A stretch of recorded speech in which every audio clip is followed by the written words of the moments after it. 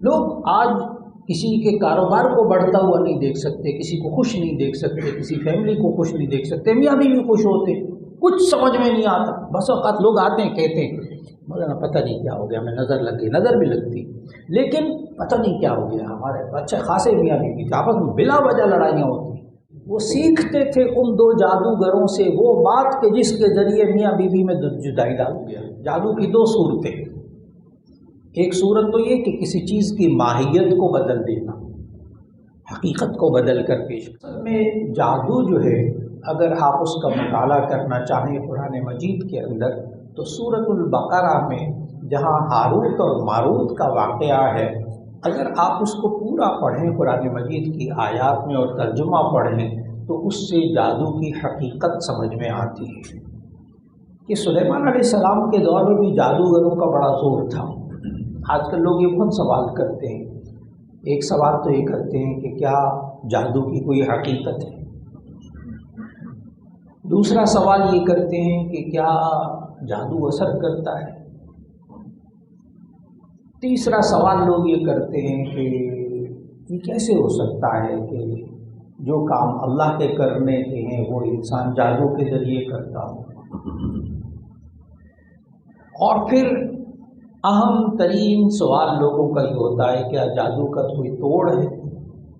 یہ بڑے اہم ترین سوالات ہیں جن کو یہ موسیٰ علیہ السلام والے واقعے، کس طرح وہ پھر موسیٰ علیہ السلام نے لاٹھی ڈالی تو وہ سانپ کو نگل گیا غلام، اس سارے کو سمجھنے کے لیے جب ہم وہاں پڑھتے ہیں کہ سورہ بقرہ کے اندر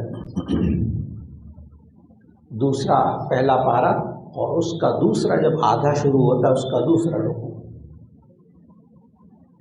وما انزل علی الملکین ببابل ہاروت وماروت وما يعلمان من احد حتى يقولا انما نحن فتنة فلا تکفر، کہ اللہ تعالیٰ کہتے ہیں ہم نے ہاروت اور ماروت دو فرشتوں کو اتارا جادو سکھا کر۔ یہاں پہنچ کر علماء مفسرین لکھتے ہیں کہ جادو بھی اللہ کی ایک مخلوق ہے،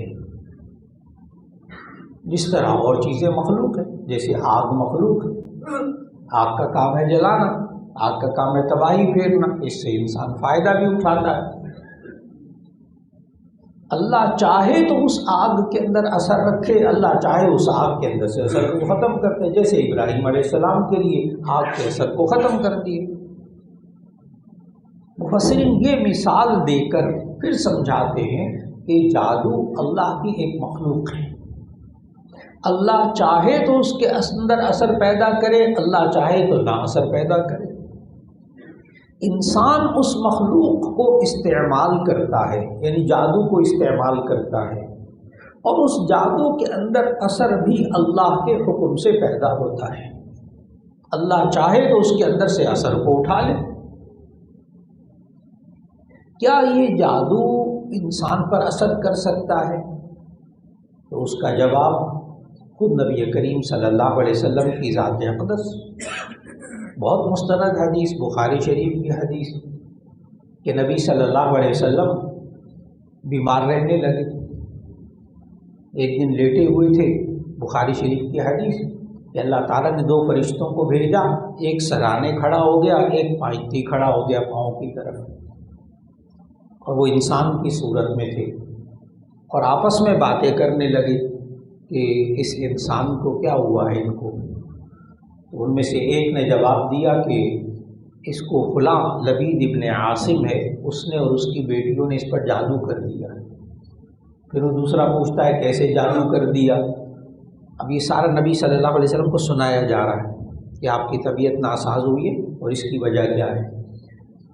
اس نے کہا کہ وہ کس طرح کیا ہے اس نے جادو، اور انہوں نے اس شخص کے نا بالوں کو لیا ہے اور اس میں دھاگا بنا کر اس کی 11 گرہیں لگا کر ایک کنگھی میں پرو کر، ایک کنگھی میں لپیٹ کر اس کو فلاں کنویں کی منڈیر کے نیچے رکھ دیا ہے، نچلی منڈیر جہاں پانی ہوتا ہے وہاں منڈیر میں اس کے نیچے دبا کر رکھا گیا ہے۔ یہ بخاری شریف کی حدیث ہے کہ وہ دونوں آپس میں باتیں کرتے ہیں۔ نبی صلی اللہ علیہ وسلم نے وہ کنگھی نکلوائی اب آپ معارف القرآن اور دوسری تفاسیر اٹھا کر دیکھیے، سورۃ الفلق اور سورۃ الناس کی تفسیر میں یہ روایت وہاں لکھی ہے مفسرین نے، سورۃ الفلق اور سورۃ الناس کی تفسیر میں لکھی ہوئی یہ والی پوری روایت کہ کس طرح نبی صلی اللہ علیہ وسلم نے پھر اسی کنویں پہ صحابہ کو بھیجا اور اس کنگھی کو نکلوایا، اور نکلوانے کے بعد پھر اللہ تعالیٰ نے یہ دو صورتیں نازل کی، سورۃ الفلق اور سورۃ الناس۔ ایک صورت کے اندر 5 آیتیں ہیں اور دوسری صورت کے اندر 6 آیتیں ہیں، 5 اور 6 11۔ اب مفسرین نے لکھا کہ وہ جو 11 گرہیں لگائی تھیں اس میں نبی صلی اللہ علیہ وسلم یہ سورۃ الفلق اور سورۃ الناس پڑھتے جاتے تھے اور ایک ایک گرہ کھلتی جاتی تھی، یہاں تک کہ 11 آیتیں پوری ہوئیں اور 11 گرہیں کھل گئیں۔ یہ تو میں نے معارف القرآن تفسیر سے مفتی شفیع صاحب رحمۃ اللہ علیہ اردو تفسیروں میں یہاں مل جائے گا، باقی تفاسیر میں بھی مل جائے گا یہ والا پورا واقعہ، یہ میں نے بہت مختصر کر کے عرض کر دیا۔ اب ایک چھوٹا سا سوال ہے، اللہ چاہتا تو اپنے نبی صلی اللہ علیہ وسلم کو جادو کا اثر ہونے ہی نہ دیتا، اللہ حفاظت کر لیتا۔ لیکن اگر نبی صلی اللہ علیہ وسلم پر جادو کا اثر نہ ہوتا تو یہ 2 صورتیں نازل نہ ہوتی، امت کو کیسے تعلیم ہوتی، امت کو اللہ کیسے سکھاتا کہ دیکھو اگر تم پر اس طرح کوئی جادو کر دے تو اس کا توڑ کیا ہوگا۔ آخری نبی حضرت محمد رسول اللہ صلی اللہ علیہ وسلم کی ذات اقدس کو یہ کئی موقعوں پر ایسا ہوتا ہے، کئی موقعوں پر ایک اس سے ہٹ کر بات کو لے جانا چاہتا ہوں۔ اللہ چاہتا تو نبی صلی اللہ علیہ وسلم کی کوئی نماز قضا نہ ہوتی، لیکن اللہ نے ہر چیز میں نبی صلی اللہ علیہ وسلم کو کامل اکمل مکمل بنایا ہے نا۔ اب ایک بندہ ایسا ہو جس کی ساری زندگی کبھی نماز نہ قضا ہوئی، کمال ہے نا، کمال ہے نا۔ لیکن غزوہ خندق میں، غزوہ احزاب میں نبی صلی اللہ علیہ وسلم کی کبھی 1 نماز قضا ہوئی، کبھی 2 نمازیں قضا ہوئی۔ غزوہ خندق میں 22 دن تک خندق کو کھودا گیا اور 23 دن تک اس کے بعد محاصرہ رہا ہے کفار کا۔ کبھی 1 نماز قضا ہوئی، کبھی 2 نمازیں قضا ہوئی، کبھی 3 نمازیں قضا ہوئی۔ جامع ترمذی کی حدیث کہ نبی صلی اللہ علیہ وسلم کی 3 نمازیں قضا ہوئی، ظہر بھی، عصر بھی، مغرب بھی، اور پھر ان تینوں نمازوں کو عشاء کے وقت میں پڑھا، پہلے ظہر کی نماز، پھر عصر کی نماز، پھر مغرب کی نماز، پھر عشاء کی نماز، 3 نمازوں کو قضا پڑھا۔ اللہ چاہتا تو آخری نبی حضرت محمد صلی اللہ علیہ وسلم کو جہاں اتنے کمالات دیے وہاں یہ بھی کمال دیتے کہ ان کی کوئی نماز قضا ہی نہ ہوتی۔ لیکن پھر امت کو کیسے سمجھاتے کہ اگر تمہاری نمازیں رہ جاتی تو تم قضا کیسے کرو گے؟ امت کو بھی تو سکھانا ہے۔ اور ایک مثال ہے، اللہ چاہتا تو آخری نبی صلی اللہ علیہ وسلم کو کبھی کوئی زندگی میں دکھ پہنچتا ہی نہ ان کے سامنے ان کی بیوی کا انتقال ہوتا، حضرت خدیجہ رضی اللہ عنہ، نہ ان کی بیوی کا انتقال ہوتا، نہ ان کے بیٹوں کا، نبی صلی اللہ علیہ وسلم کے بیٹوں کا انتقال ان کی گود میں ہوتا۔ حضرت ابراہیم علیہ السلام کی سانسیں آخری حضرت نبی صلی اللہ علیہ وسلم کی گود میں۔ اللہ چاہتا تو نبی صلی اللہ علیہ وسلم کا دندان مبارک شہید نہ ہوتا غزوے میں، اللہ چاہتا تو طائف کے میدان میں لوگ پتھر مارتے، نبی صلی اللہ علیہ وسلم کے پاؤں مبارک لہو لہان ہو گئے، ایسا نہ ہوتا۔ اگر اللہ چاہتا تو غزوے میں خندق کھودتے ہوئے صحابہ اپنے پیٹ پہ سے کپڑا اٹھا کر دکھانے لگے کہ جی دیکھیں ہمیں بھوک کی وجہ سے ہم نے پتھر باندھا ہوا ایک ایک، تو نبی صلی اللہ علیہ وسلم نے بھی اپنا کرتا مبارک اٹھا کر دکھا دیا، وہاں 2 پتھر بندھے ہوئے۔ بہت مستند احادیث۔ امت کو سمجھایا کہ اگر تم پر یہ حالات آئیں تو کیا کرنا ہے۔ ایک بات تو یہ کہ جادو کی حقیقت، اور پھر ساتھ ہی میں نے عرض کر دیا اس کا توڑ کیا ہے۔ کبھی بھی جادو ہو جائے بالفرض، کوئی کہہ بھی دے کہ جادو ہو گیا، جادو کی دو صورتیں، ایک صورت تو یہ کہ کسی چیز کی ماہیت کو بدل دینا، حقیقت کو بدل کر پیش کرنا، اور ایک یہ ہے کہ دوسروں کی آنکھوں میں دھول جھونک دینا، اس کے تخیل کو تبدیل کر دینا، دونوں جادو کی صورتیں موجود ہیں۔ اگلی بات ہاروت اور ماروت کے واقعے میں اللہ تعالیٰ نے بتائی، یہ جادوگر اس وقت کے دور کے لوگ کیوں سیکھتے تھے یہ جادو، کیا مصیبت تھی؟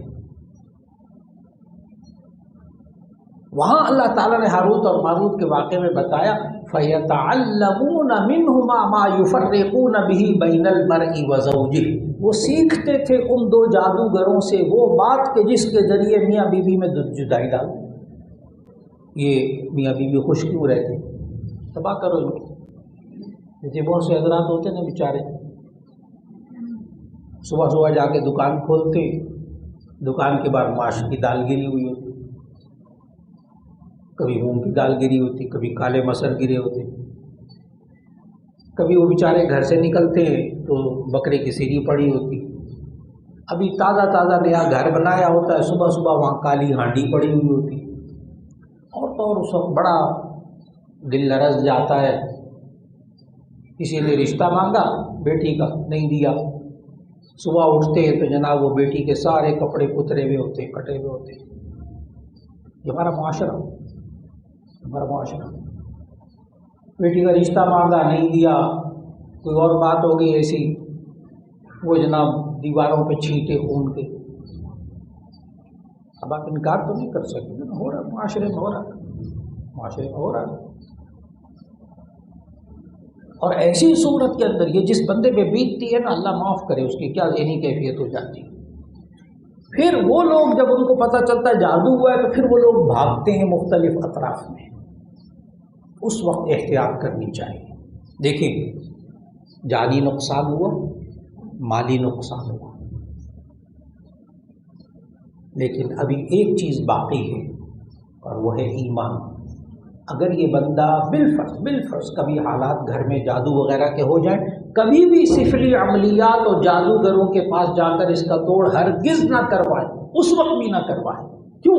ابھی جانی نقصان ہوا ہے، مالی نقصان ہوا ہے، ایک دولت آپ کے پاس ایمان کی موجود ہے، جادوگروں کے پاس جا کر سفلی عملیات ٹونے ٹوٹ کرنے والوں کے پاس جا کر یہ ایمان کی دولت بھی تباہ ہو جائے گی۔ یہ جو میں نے عرض کیا نا، ایمان کی دولت تباہ ہو جائے گی، یہ صرف جذباتی بات نہیں ہے، یہ قرآن مجید کے الفاظ سے ثابت ہے۔ وہی ہاروت ماروت والے واقعے ہیں۔ وما انزل، الفاظ دیکھیے گا، وما انزل علی الملکین ببابل ہاروت وماروت وما يعلمان من احد حتى يقولا انما نحن فتنة فلا تکفر۔